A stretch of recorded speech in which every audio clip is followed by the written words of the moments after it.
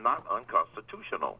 What happened was in 1913, the Congress of the United States designated the authority to the Federal Reserve to be created. So how can that be unconstitutional? Congress has to pass the laws. Congress sets up the authority to do things. That's what they did. So it is not unconstitutional. Congress messed up Social Security. Congress messed up Medicare and Medicaid. You want to give it back to the same crooks who stole money from us out of Social Security?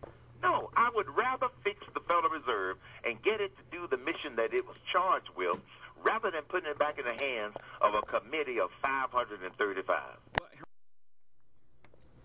A more sophisticated and less well-known technique for enhancing the state is the manipulation and transfer of wealth through the fiat monetary system operated by the secretive Federal Reserve.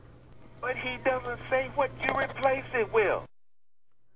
There's a pretty good rule that if the financing of our debt gets, for a country, once it gets over 40%, it's unsustainable. And that's why the markets are crashing. This is why the world's in shambles. But it's also in shambles because all currencies are backed by paper money, the dollar.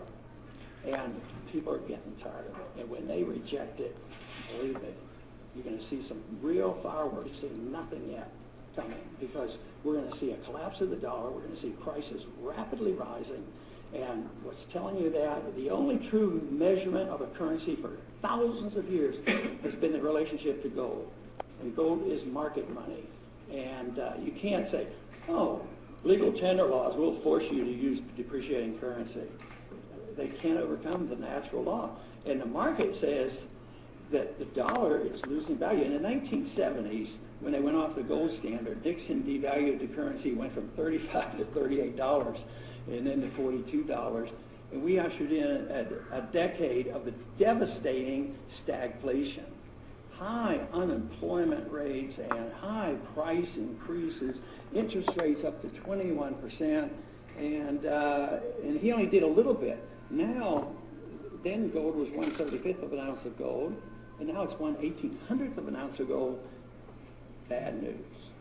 Very bad news, and there's no way you can repeal that economic law. It's been around too long. And the economic law says paper money doesn't last.